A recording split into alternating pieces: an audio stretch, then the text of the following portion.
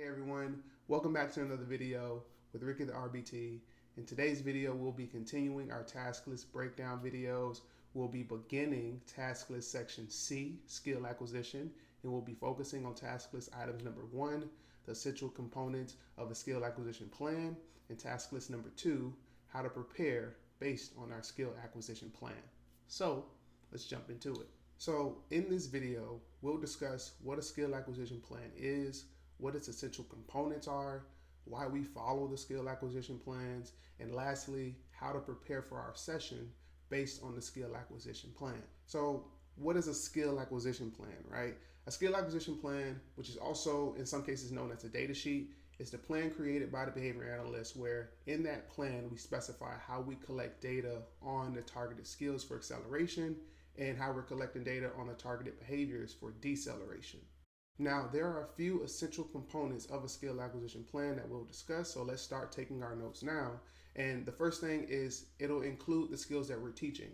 So we may be working on requesting, we may be working on labeling, we may be working on responding to name, we may be working on gross motor skills, fine motor skills. Those things will be specified to us so we will know what skills we're working on. The next essential component, these will be the materials that we need to help teach that skill. So if we're working on matching, then we need matching cards. If we're working on labeling, then we need pictures for them to label or items that we need them to label, and so on. So there's going to be specific materials that we're going to need in order for us to teach that skill, and those materials will be specified to us.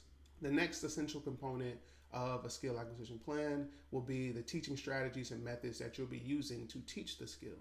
So you may be using discrete trial teaching, maybe using naturalistic teaching. Those things will be specified to you on the skill acquisition plan, and those will be the teaching methods that you use to teach that specific skill.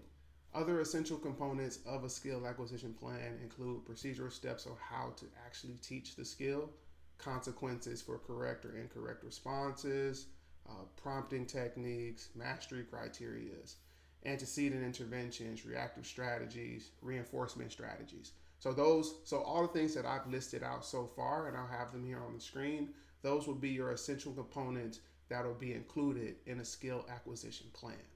Oh, and I actually forgot to mention also in skill acquisition plans, we also include a plan for generalization and a plan for maintenance. So those are a part of the essential components of a skill acquisition plan as well. Plans for generalization and plans for maintenance of the skills. So now the question is, why do we follow a skill acquisition plan? And the answer to that is we follow the skill acquisition plan because this is the plan that's developed by our supervising BCBA. And this plan is to improve the quality of life for the individual that we're working with. So with that said, it is imperative, but also our ethical obligation to follow the direction of our supervisors. That means following the plan as it's written.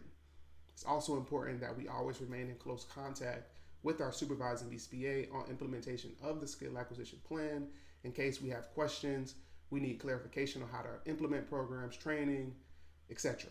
So always make sure that you're talking to your supervisor, and if you're in a situation where you can't get in direct contact with them, it's hard to speak to them, they're not being supervised enough, it's time to go talk to someone in management to discuss with them how they're going to go about talking to your BCBA so they can come in and supervise you on a more consistent basis, because it's our ethical obligation to make sure that we're providing supervision and training for you guys. So I will end this video with talking briefly about how to prepare for your session based on the skill acquisition plan.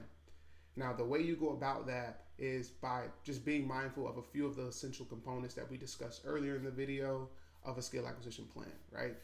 So some good habits to form as a technician is arriving to your session on time or 5 minutes early to be able to set up the environment that you're going to be working in. Placing the materials that you're using to assist with teaching skills in strategic locations at your workstation. Placing reinforcers in strategic locations in the immediate environment. So they may not be at your specific workstation, but they may just be out where you're working at.